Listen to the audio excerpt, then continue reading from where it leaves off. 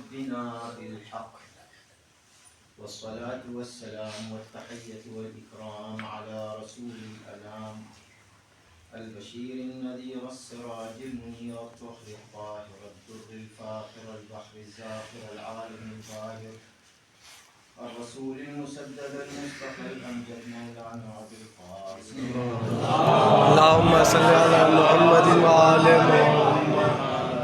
الطيبين الطاهرين المعصومين المظلومين واللعنة الدائمة الباقية على أعدائهم أجمعين من ليلنا هذا إلى يوم الدين. أما بعد، قال الله العظيم في كتابه الكريم: بسم الله الرحمن الرحيم: ولو اتبع الحق أهواءهم لفسدت السماوات والأرض ومن فيهن.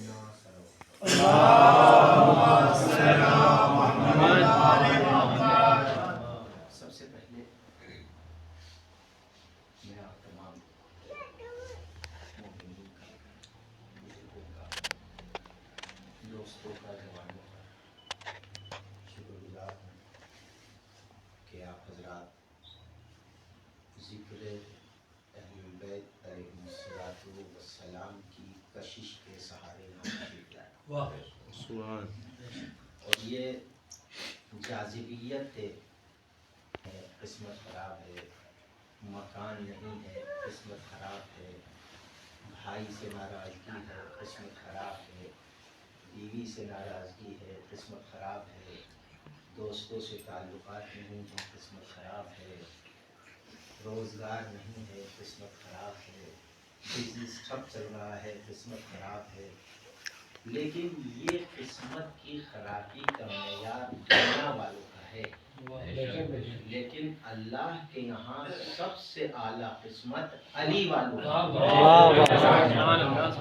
لہٰذا ہم اپنی قسمت پہ شاکی نہیں ہیں کہ ہماری قسمت خراب ہے، بلکہ ہم اپنی قسمت پر فخر کرتے ہیں کہ ہم علی والے ہیں.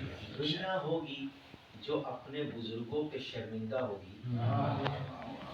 قیس زنگی پوری صاحب نے ایک پورا حرثیہ کہا تھا، اس کا ایک مصرع میں آپ کی خدمت میں عرض کرتا ہوں کہ کہا: ہم میں اور دنیا والوں میں یہ فرق ہے کہ ہمارے پیر، ہمارے بزرگ، ہمارے آقا، ہمارے مولا ہماری بگڑی بناتے ہیں، لیکن جو در علی کے علاوہ کہیں ہوتے ہیں وہ اپنے پیروں کی بگڑی بنانے کی کوشش کرتے ہیں.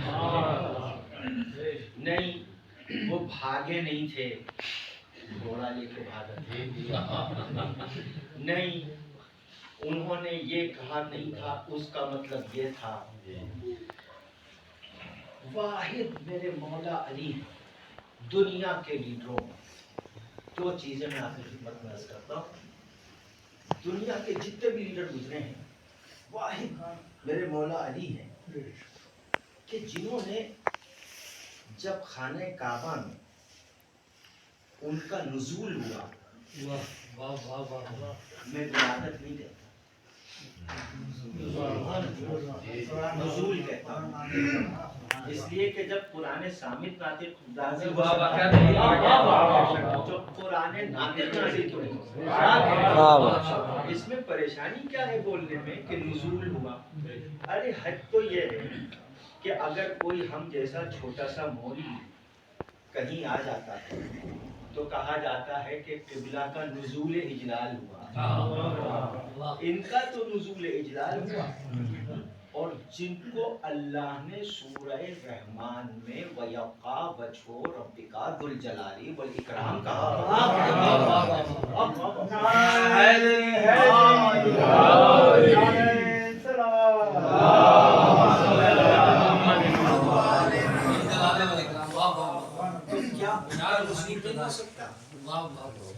بالکل ہوگا. تو جب میرے مولا کا نزول ہوا اور میرے مولا نے آغوش رسالت میں تورات، زبور، انجیل اور قرآن نازل ہونے سے پہلے قرآن پڑھا. اِنَّا أَنزَلْنَاهُ فِي لَيْلَةٍ مُبَارَكَةٍ إِنَّا أَنزَلْنَاهُ فِي لَيْلَةِ الْقَدْرِ. ہم نے قرآن کو شب قدر میں نازل کیا، ہم نے قرآن کو مبارک شب میں نازل کیا.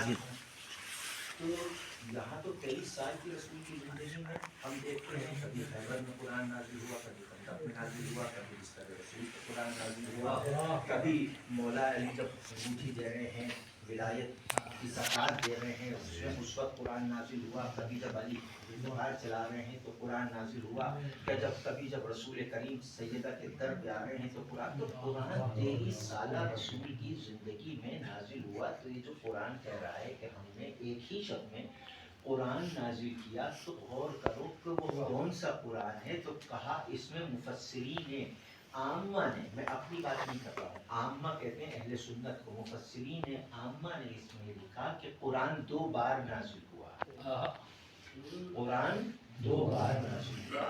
ایک شب قدر میں اللہ کی طرف سے لوح محفوظ پر نازل ہوا، پھر لوح محفوظ سے جبرائیل دھیرے دھیرے 23 سال تک کچھ آیتیں لے کر نازل ہوتے رہے اس لوح محفوظ سے۔ لوح کس کو کہتے ہیں؟ لوح کہتے ہیں تختی کو۔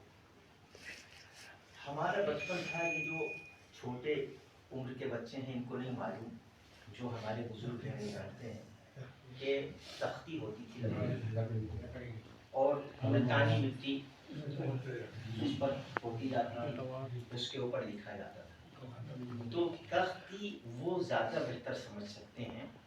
آج کی زبان میں اگر میں اس کو کہوں تو اسکرین کہوں گا، کمپیوٹر کی اسکرین۔ تو اسکرین میں، کمپیوٹر میں سارا مواد موجود ہوتا ہے۔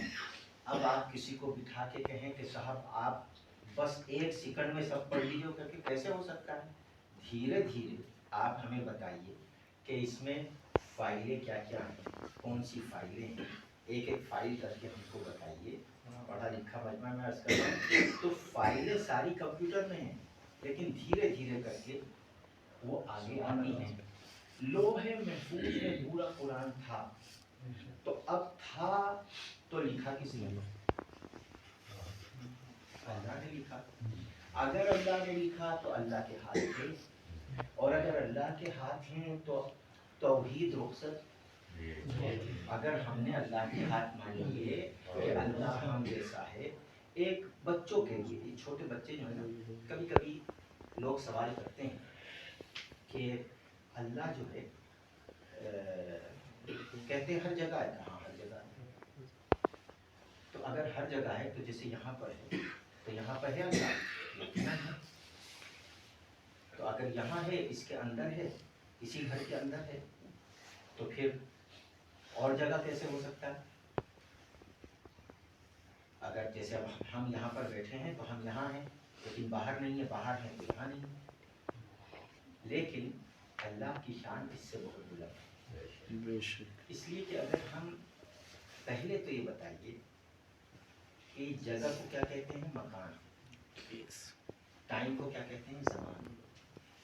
اللہ کی ذات وہ ہے کہ جب زمان نہیں تھا تب وہ تھا، جب مکان نہیں تھا تب وہ تھا۔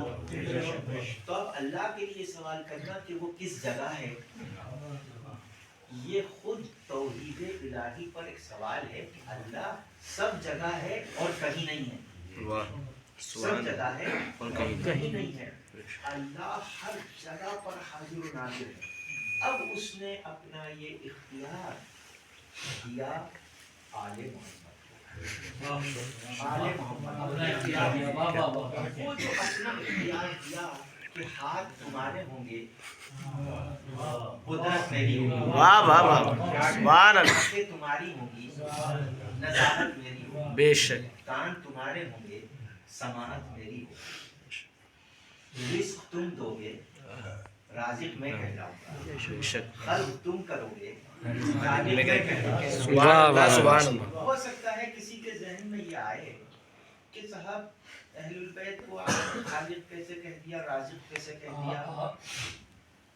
بھائی اگر یہ ہم شیعوں کی خاص خصوصیت ہے، آج کل فیس بک کے اوپر بڑی بحثیں چلتی ہیں، تو اس میں سے ایک بحث ہے کہ میں آپ کو خدمت پیش کر رہا ہوں کہ ہمارے اوپر جو اہل سنت ہیں وہ یہ اعتراض کرتے ہیں کہ صاحب آپ تو علی کو رازق کہتے ہیں، علی کو خالق کہتے ہیں۔ میں نے کہا بالکل کہتے ہیں، اور کیسے کہہ سکتے ہیں؟ ہم نے کہا بس 2 آیتیں ہیں قرآن کی، اس کا جواب دے دو. اگر تم حافظ قرآن ہو تو اس کا جواب دے دو. اللہ نے، میں پوری آیت بہت لمبی ہے، پوری آیت نہیں پڑھوں گا.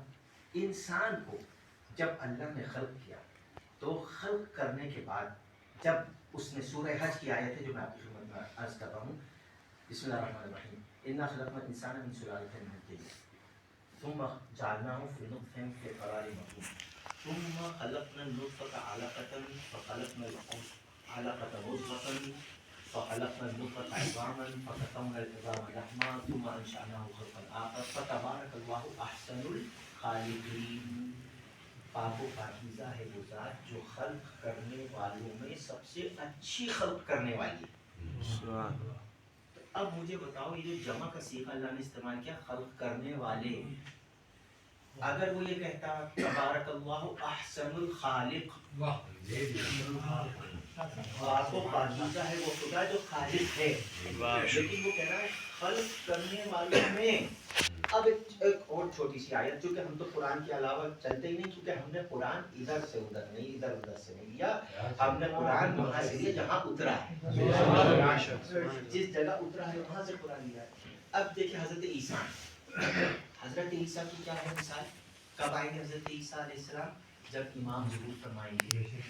امامت کون کرے گا؟ ہمارے امام. پیچھے کون کھڑے ہوں گے؟ عیسیٰ. عیسیٰ کون ہے؟ مامون. علی کا 11واں بیٹا کون ہے؟ امام. اب امام اور مامون کی فضیلت میں جتنا فرق ہے اتنا فرق امامت اور نبوت میں. امامت آگے ہے، نبوت پیچھے کھڑی ہوئی ہے. یہ جو امامت اور نبوت پیچھے کھڑی ہے امامت کے، تو یہ کیا ہے؟ آپ ذرا سا غور کیجیے اس بات کے اوپر کہ حضرت عیسیٰ مامون ہو کر کیا کہہ رہے ہیں؟ انی اخلق من الطین کہیئۃ الطیر، میں مٹی سے ایک چڑیا کی شکل بناؤں گا. ثم انفخ فیہ، پھر میں اس پر پھونک ماروں گا. فاخلق الطیر، پھر میں پرندہ خلق کروں گا. حضرت عیسیٰ کیا کہہ رہے ہیں؟ اخلق، خلق کروں گا. تو خالق کون ہوئے؟ حضرت عیسیٰ. کس کے خالق ہوئے؟ پرندے کے، چڑیا کے، پرندے کے خالق ہوئے. تو یہ تو اپنے اپنے اختیار کی بات ہے. اللہ جس کو جتنا اختیار دیتا جاتا ہے گا اس کی خلقت کا دائرہ اتنا وسیع ہوتا ہے. حضرت عیسیٰ پرندہ خلق کر سکتے ہیں، تو جو امام ہے عیسیٰ کا وہ انسانوں کو بھی خلق کر سکتا ہے، کائنات کو بھی. اس میں کوئی شک و شبہ کی کوئی گنجائش نہیں ہے. حضرت علی علیہ السلام کا خطبہ افتخاریہ موجود ہے. میں کہتا ہوں کہ علماء سے اگر بات ہونی ہو اور کسی کے ذہن میں کوئی شک و شبہ ہو تو بتائے، ہم آپ بیٹھ کے بات کرنے کے لیے تیار ہیں.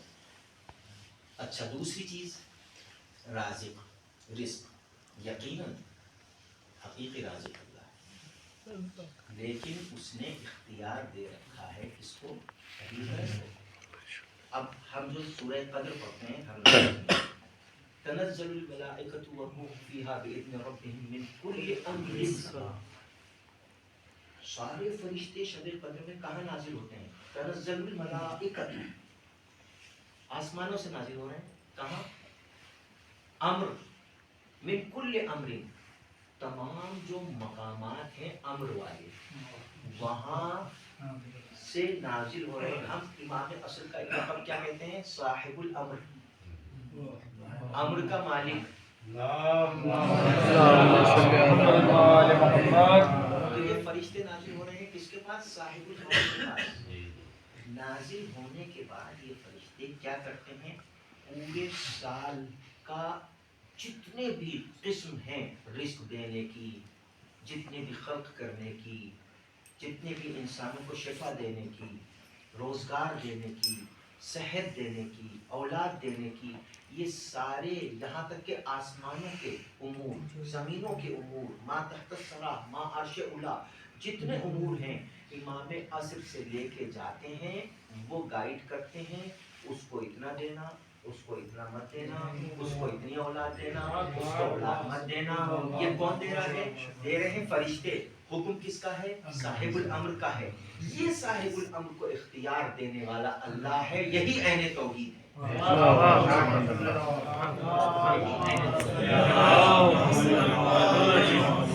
رازق کہنے کا مطلب یہ نہیں ہے کہ ہم ماشاء اللہ یہ کہہ رہے ہیں کہ اللہ رازق نہیں ہے. نہیں، اللہ رازق ہے، اختیار رزق ان کو دیا. اللہ خالق ہے، اختیاری خلقت ان کو دیا. اللہ عزیز ہے، عزت والا ان کو بنایا. تو یہ جتنی بھی چیزیں، اسی لیے میں کہتا ہوں ابھی یہ 22 جمادی ثانی جو پرسوں گزری ہے، آج 24 ہے، جو پہلا غازی تھا خلافت کا، اس کے اس دنیا سے جانے کا دن ہے. ٹھیک ہے، تو پورا 10 دن منائے گئے ان کے لیے. پہلی تو چیز یہ کہ بھائی آپ نے لقب چرا دیا صدیق کا. صدیق اور صادق، میں اب یہ تو ایک الگ موضوع ہے، اس میں کیا بات جی. اب یہ سب جتنے بھی لقب ہیں تو صدیق اور صادق. صادق جو ایک بار بھی صحیح بول دے اس کو صادق ہے. صدیق جو ایک بار بھی جھوٹ نہ بولے. واہ واہ واہ. سیدہ یہی تو بتانے گئی تھی. میں اصدق الصادقین کی آیتیں پیش کر رہی ہوں، یہ جھوٹی حدیث پیش کر رہا ہے. بتانے گئی تھی جس کو تم صدیق کہہ رہے ہو میں اسے کاذب ثابت کر رہا ہوں. سبحان اللہ. تو ہم کاذبین کو نہیں مانتے، ہم صادقین کو مانتے ہیں. اسی لیے ہم شرمندہ نہیں ہیں آج تک. ہمیں دنیا میں کاٹا، جلایا، مارا، دیواروں میں چنا گیا، ہماری اولادوں کو مارا گیا، ہمارے گھر جلائے گئے، ہمارے اولادوں کو اس دنیا سے ہم باپوں کے سامنے قتل کیا گیا، ذبح کیا گیا. آج تک، یہاں تک کہ زیادہ دنوں کی بات نہیں ہے، عراق میں صدام نے آغا باقر صدر کی گود میں ان کے 12 سال کے بیٹے کو ذبح کیا تھا، اپنے ہاتھ سے ذبح کیا. وہ دیکھتے رہے. یہ سب مراحل سے ہم گزرے. لیکن آج میں آپ کی خدمت میں ایک چیز عرض کر دوں حالات حاضرہ کے عنوان کے تحت کہ بہت تیزی سے تیونس میں، تیونیشیا جسے کہتے ہیں، الجزائر میں، جہاں 100% مسلم ہیں، ملیشیا اور انڈونیشیا میں، یہاں تک کہ خود گلف میں بہت تیزی سے علماء شیعہ ہو رہے ہیں اور ان کے زیر اثر عوام شیعہ ہو رہے ہیں. یہ شیعہ ہم اور آپ نہیں کر رہے ہیں. یہ جو پردہ غیب میں امام بیٹھا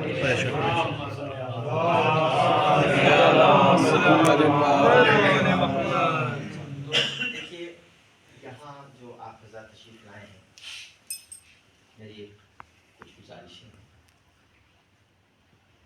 اور دہلی کا نام کچھ گروپوں پر آیا ابھی 5-6 دن پہلے. اس میں سے ایک محسن بھائی بات یہ ہوئی کہ دہلی میں شیعوں کا کوئی قبرستان نہیں ہے. ایک دوسری چیز، دہلی میں ہمارے مومنین کا کوئی مسافر خانہ جہاں آ کر کوئی طالب علم اپنی فیملی کے ساتھ اترتا ہے ہندوستان سے باہر سے، رات کی 3 بجے کی فلائٹ ہے، وہ اترتا ہے تو وہ کہاں جائے، کس جگہ جائے. شیعہ جامع مسجد میں کوئی رکنے کا انتظام نہیں ہے. کشمیری گیٹ مجھے نہیں معلوم اوکھلا میں ہے، نہیں، جعفر آباد میں ہے. بہرحال چونکہ میں دہلی میں رہا ہوں کافی عرصے، تو اس طرح کی تحریک چلانے کی ضرورت ہے. ایک تو ہمیں بہت سخت ضرورت ہے قبرستان کی، دوسری سخت ضرورت ہے مسافر خانے کی، تیسرے ہمارا کوئی چھوٹا موٹا بھی ہاسپٹل نہیں، چوتھے ہماری بچیاں، آپ کو تو معلوم ہے کہ آج کل کیسا ماحول پورے ہندوستان میں چل رہا ہے. اپنی بچیوں کی حفاظت کی ذمہ داری ہمارے اوپر واجب اوجب ہے. میں جگہ کا نام نہیں لوں گا، ہندوستان ہی میں ہے وہ جگہ، ایک صوبہ ہے، بہت مشہور صوبہ ہے گجرات. وہاں کی ایک ذاکرہ جوان لڑکی، وہ ایک غیر مسلم کے ساتھ چلی گئی، جو مجلسیں پڑھتی تھی، جو عشرے پڑھتی تھی. تو ہمیں اپنی بچیوں کو بچانے کی ضرورت ہے. اس کے لیے ہم کیا کر رہے ہیں؟ ہم جواب دہ ہوں گے امام کے نزدیک. تو ہمیں تحریک چلانے کی ضرورت ہے اور کبھی یہ نہیں سوچنا چاہیے کہ کچھ باہر سے آئے گا، کیونکہ باہر خود ہی اتنے پرابلمس ہیں اور اب وہ دور نہیں رہا کہ باہر سے پیسہ آئے. ہمیں خود کچھ کرنا ہے. ضروری نہیں ہے کہ ہم کروڑوں کی زمین ہے، ضروری نہیں ہے کہ ہم کروڑوں کا پروجیکٹ بنائیں. کرائے پہ ایک چھوٹی سی جگہ لیجئے، ایک جھوپڑی لیجئے، وہاں پر اپنا ایک چھوٹا سا اسکول قائم کر لیجئے. وہ ہوتے ہوتے دیکھیے، اسی لیے حضرت علیہ السلام نے اپنے کو میں کے نیچے کا ایک نقطہ ہوں، پوائنٹ ہوں، پوائنٹ ہی سے، نقطے ہی سے پھر معاملہ آگے بڑھتا ہے. پہلے نقطہ رکھیے، نقطے کے بعد سب چیزیں پھیلتی چلی جائیں. تو یہ تیسری چیز ہے جو اسکول، خاص طور سے بچیوں کے اسکول کی بہت سخت ہے. اس کے لیے ہم جتنے بھی یہاں بیٹھے ہمارے بزرگ بھی تشریف فرمائے، اللہ سلامت رکھے، ان کا سایہ ہمارے سر پر رکھے، کہ بزرگوں کو بھی شامل کیجیے. میں نے ایک جگہ اہل سنت کا اجتماع تھا 6 مہینے پہلے یہاں دہلی میں، تو اس میں نے ایک بات یہ کہی تھی کہ 2 ہی تحریکیں ہیں اسلام کی جو کامیاب ہوئی، اور اس کی کامیابی کا ریزن، اس کی کامیابی کی وجہ کیا تھی. ایک رسول کی تحریک، ایک حسین کی تحریک. رسول کریم کی جو تحریک تھی وہ اکیلے نہیں لے کے چلے. رسول اللہ تحریک لے کے چلنے والے تھے. بچوں میں حضرت علی تھے، جوانوں میں حضرت جعفر طیار تھے، بزرگوں میں حضرت ابو طالب تھے، اور خواتین میں حضرت خدیجہ الکبریٰ تھی.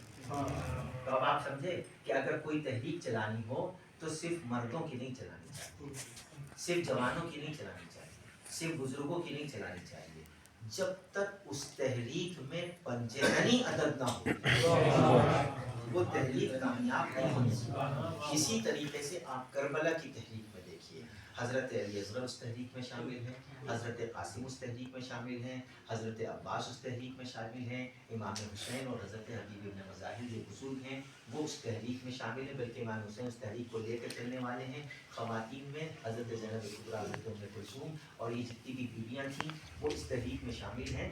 تو ایک بات کا تو پتہ چلا کہ تحریکیں وہی باقی رہتی ہیں کہ جس میں معاشرے کے یہ تمام افراد شامل ہوں.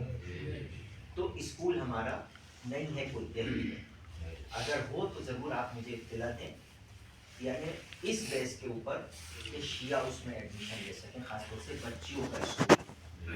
اگر کسی نے بزنس پرپس سے کھول رکھا ہے، میں اس کی بات نہیں کر رہا ہوں، ہو سکتا ہے وہ میری نظر میں نہیں ہے، لیکن شیعت کے بیس کے اوپر جیسے سکھوں کا اسکول ہے، سکھوں کا اسکول ہے، وہ باسط بھائی کی بچی جاتی تھی اس میں، خالصہ ہے نا، تو سکھوں کا اسکول ہے. بمبئی میں آغا خانیوں کا اسکول ہے، خوجہ شیعہ اثناعشریوں کا اسکول ہے. اسی طریقے سے گجرات میں بوہریوں کا اسکول ہے، ہر جگہ جگہ اسکول ہے بوہریوں کے. تو ایک چھوٹی سی کمیونٹی ہے، شیعہ اثناعشری ہیں، مومن کہلاتے ہیں وہ گجرات میں، سیدھ پور. ابھی جو ان کے پیر ہیں ان کی عمر صرف جو ہے وہ مشکل سے 21 برس، لیکن اگر آپ ان لوگوں کے پروجیکٹ جا کے دیکھیں نا تو آپ حیرت کر لیں گے کہ 150 ایکڑ میں ان کا سب پھیلا ہوا ہے، جس میں انہوں نے حضرت علی اصغر کے نام سے نرسری اسکول کھولا ہے، حضرت سکینہ سلام اللہ علیہ کے نام سے بچیوں کا اسکول کھولا ہے، جناب خدیجہ الکبریٰ کے نام سے کالج کھولا ہے، اور جناب زینب کے نام سے اسکول کھولا ہے. یہ بچیوں کا، اس کے علاوہ جوانوں کے اسکول ہیں، حضرت علی اکبر کے نام سے ہیں، بوائز کالج ہیں، بوائز گرلز کالج ہیں. یہ سب ایک کتنی کمیونٹی ہے اس کی ٹوٹل پورے گجرات میں؟ مشکل سے 12,000 لوگ ہیں، 10-12,000 لوگ. ان کا بزنس ہے ان کا بزنس ہے ریسٹورینٹ کا، ریسٹورینٹس، اور خاص طور سے ہائی وے کے اوپر جو ہوتا ہے وہ ریسٹورینٹ ہے. تو میری آپ تمام سے دستبستہ گزارش ہے کہ کوشش یہ کیجیے سب سے پہلے، اور شرمائیے مت بزنس کرنے میں. دیکھیے کوئی کمنٹ کرتا ہے اور بھائی مولانا مجنون کے وہ ٹھیلے کے اوپر سیب بیچ رہے تھے، اچھا یہ جو کمنٹ کر رہا ہے یہ مولانا مطلوب کو کچھ دے ہی دے تاکہ وہ سیب نہ بیچیں، ٹھیک ہے نا. یہ جو کمنٹ کرنے والے ہیں منفی، یہ آپ کو کچھ دیتے تو نہیں. جب میرے مولا علی یہودی کے باغ میں مزدوری کر سکتے ہیں تو ہم اور آپ مولا علی سے بڑھے ہیں؟ آپ ایمانداری سے بتائیے، ہم اور آپ مولا علی سے بڑھے ہیں؟ جب مولا علی حضرت میثم تمار کی دکان پہ جا کے بیٹھ سکتے ہیں تو ہم اور آپ میثم تمار سے بڑھے ہیں؟ وہ کھجورے بیچتے تھے تو ہم بھی کچھ بیچیں، ہم بھی کچھ کریں، کیونکہ تجارت القاسم و حبیب اللہ، حدیث ہے کہ بزنس مین اللہ کا محبوب ہوتا ہے. جتنی بھی آپ دیکھ لیجیے بزنس مین کمیونٹیز ہیں وہ بہت اسٹرانگ ہیں، مضبوط ہیں، ترقی پہ ہیں. بوہری کمیٹی دیکھ لیجیے، کمیونٹی دیکھ لیجیے. بمبئی میں سیفی ہاسپٹل بنایا ہے، کئی ہزار کروڑ کا ہاسپٹل ہے سیفی ہاسپٹل. سرور بھائی واقف ہیں ماشاء اللہ سے، سب جاتے رہتے ہیں پوری دنیا میں، ہندوستان میں بھی یہ سفر کرتے ہیں، انہیں معلوم ہے. تو اسی طریقے سے میرے بھائی میں نے جو آپ حضرات کو زحمت دی ہے، وہ علی کے میننگ ہیں بلند. ہم بلند ہو کے دکھائیں دنیا کو کہ ہم علی والے ہیں، اور ہر میدان میں بلند ہو کر. صرف ایک میدان میں یقینا حب اہل البیت میں تو ہم سے بلند کوئی نہیں ہے، اور اسی بیس پہ ہم جیتے ہیں. بیس حب اہل البیت ہی رہے گا، بنیاد حب اہل البیت ہی رہے گی. لیکن اس حب اہل البیت کے سہارے بزنس کیجیے، بزنس کے سہارے اپنی قوم کے بچوں اور بچیوں کا فیوچر اور مستقبل بنائیں. اپنے مستقل گھر کا انتظام کیجیے. مستقل گھر کسے کہتے ہیں؟ قبر. قبر ہمارا مستقل گھر ہے. قبرستان جیسے میں نے بتایا 5 چیزیں بہت ضروری ہیں. ایک قبرستان، ایک مسافر خانہ، ایک اسکول، ایک چھوٹا سا ہاسپٹل، اور 5ویں چیز بتائیں. 5ویں چیز کس چیز کی ضرورت ہے ہمیں؟ سب جس چیز کی خواتین کے لیے کالج سخت ضرورت ہے ہمیں. 5ویں چیز، وہ 5ویں چیز ہے دہلی میں جو باہر سے اسٹوڈنٹ آتے ہیں ان کے لیے، اسٹوڈنٹس کے لیے ایک ہاسٹل. وہ بیچارے ادھر ادھر جاتے ہیں، پتہ نہیں کس کس کے ساتھ رہتے ہیں، نہ مجلس میں شرکت کر پاتے ہیں، نہ نماز پڑھ پاتے ہیں، الٹے سیدھے ماحول میں پڑ جاتے ہیں، ڈرگس میں پڑ جاتے ہیں. اس کا کون ذمہ دار ہے؟ تو ایک چھوٹا سا ہی صحیح بھائی. اب جیسے فرض لیجیے یہ لیا کرائے کے اوپر، کرائے پہ لے لیجیے. اور خدا کی قسم کھا کے کہہ رہا ہوں، میرا تجربہ ہے، میں امام جمعہ بھی رہا ہوں، میں مدرس بھی الحمدللہ رہا ہوں. میرا تجربہ ہے کہ نام علی پہ ہم صرف لیتے نہیں ہیں، نام علی پہ دیتے بھی ہیں. دینے والے بہت لوگ پڑے ہیں. اگر آپ نام علی پہ لینے چلیں اور حساب کتاب بالکل کلیئر رکھیں، جس نے بھی دیا ہو اس کا نام بس لکھ کے لگا دیجیے. اس نے 100 روپے دیے، اس نے 50 روپے دیے، اس نے 1000 روپے دیے. وہ جو 50 روپے والا ہے اس کو معلوم ہونا چاہیے اس کے 50 روپے کہاں صرف ہوئے. وہ جو 1000 والا ہے اس کو پتہ چلنا چاہیے اس کے 1000 روپے کہاں خرچ ہوئے. تو یہ میرے بھائی آج سے یہ تحریک شروع کیجیے آپ لوگ سے. اور ماشاءاللہ یہاں پر جو اس وقت مومنین ہیں، دہلی کے 2 بالکل جسے کہتے ہیں شیعہ نشین مومنین کے علاقے، ایک جعفر آباد ماشاءاللہ اور ایک اوکھلا، یہ 2 مقامات ہیں جہاں اس وقت مومنین ایکٹیو ہیں، فعال ہیں سب سے زیادہ. اور میں پھر شکر گزار ہوں دوبارہ سے آپ حضرات کا کہ آپ یہاں تشریف لائیں. ہمارے لائق کوئی خدمت ہو تو آپ ہمیں مشورہ دیجیے کہ ہم کیا کر سکتے ہیں. آپ یہ مت سمجھیے کہ یہاں آپ آئے ہیں بس یہ بیٹھک ہو گئی، ایک مجلس ہو گئی، ایک تقریر ہو گئی اور اس کے بعد آپ لوگ چلے گئے، ہم اپنے گھر آپ اپنے گھر. نہیں، آج سے آپ ایسے بے چین ہو جائیے اس تحریک کے لیے جیسے مچھلی دریا سے نکل کے بے چین ہو جاتی ہے. اس طریقے سے بے چین ہو جائیے، کیونکہ ہمیں دنیا کو دکھانا ہے کہ ہم 12ویں امام والے ہیں، ہمارے رہبر ایسے ہیں. تو بہرحال مختصر یہ ہے کہ آپ مجلس کے بعد میں 5 منٹ کی مسائل پڑھوں گا. اس کے بعد آپ لوگ سوال جواب کچھ وہ کیجیے گا، کھاتے کھاتے ہم لوگ کر لیں گے انشاءاللہ. میں جن لوگوں نے بھی حصہ لیا ہے یہاں آنے میں مولا ان کو سلامت رکھے اور ان کو ترقی عطا فرمائے.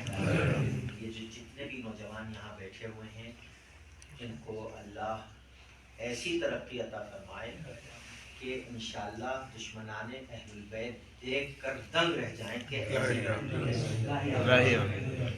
تو بس ایک آخری جملہ، کیونکہ جب تک بی بی کا تذکرہ اور جناب سیدہ سلام اللہ علیہ کا ایک آخری ایک چھوٹی سی میں حاجت کی بات کرنا چاہتا ہوں. جناب سیدہ سلام اللہ علیہ سے متعلق ایک حاجت کا ذکر ہے جناب سیدہ سلام اللہ علیہ. وہ کیا ہے؟ اللہم بحق فاطمہ و ابی و بعلی و بنیہ والسر المستودع فیہا بعدد ما احاط به علمک. یہ 530 ٹائم 530 مرتبہ کسی بھی حاجت کے لیے آپ پڑھیے. گارنٹی سے کہہ رہا ہوں میرا گریبان پکڑ لیجیے گا. بس ایک شرط یہ ہے کہ حلال حاجت ہونی چاہیے. کسی کو جلانے کے لیے، تپانے کے لیے، کسی کو گھمنڈ کرنے کے لیے، غرور کرنے کے لیے وہ حاجت نہ ہو. صرف حاجت ہو ایسی کہ جس سے آپ کا مفاد وابستہ ہو، قوم کا مفاد وابستہ ہو، یا کم سے کم اپنے گھر والوں کو مفاد وابستہ ہو، کسی کے خلاف نہ ہو. یعنی مختصر یہ ہے کسی کے خلاف نہ ہو. یہ حاجت 530 مرتبہ، چونکہ جناب سیدہ کا جو نام ہے فاطمہ محمد وآل محمد، اس کی عدد ہے 530.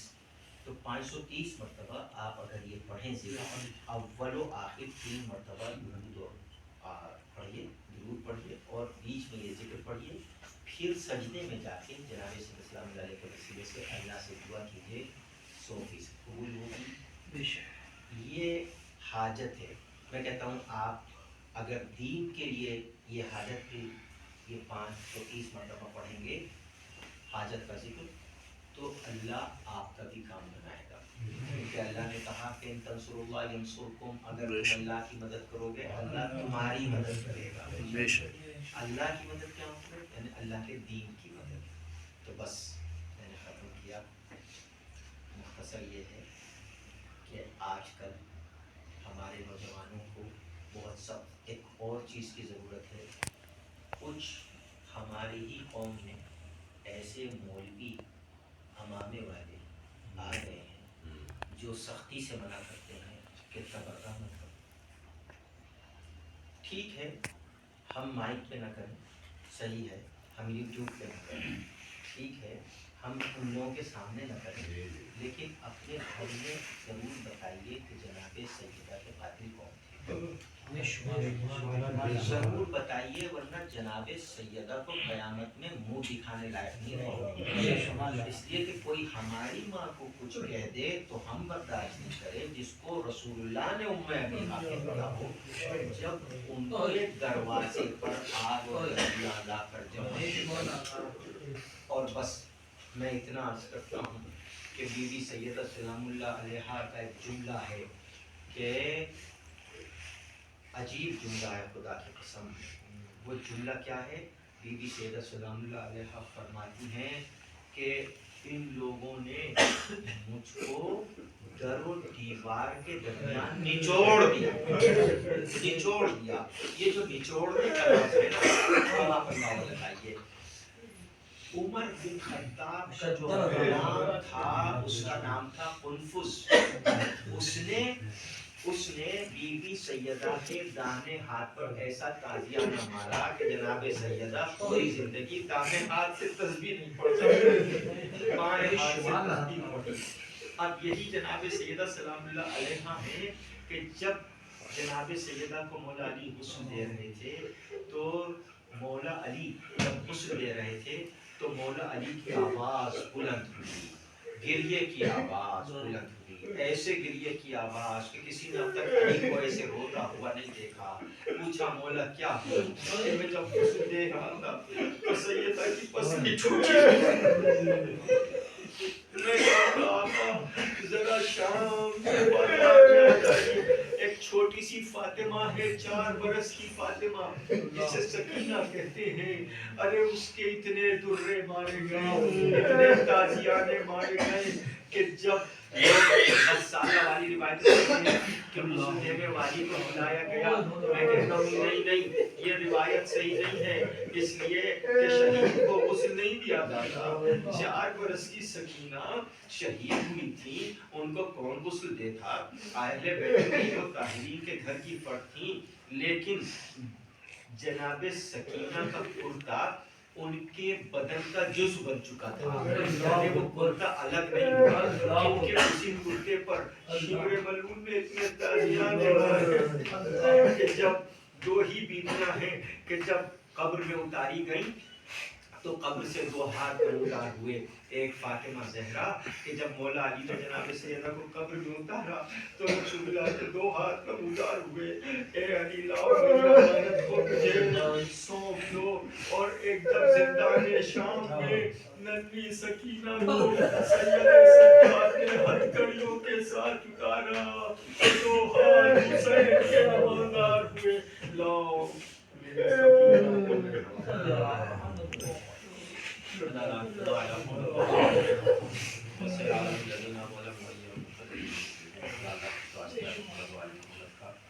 جو مومنین اور مومنات بیمار ہیں شفاعت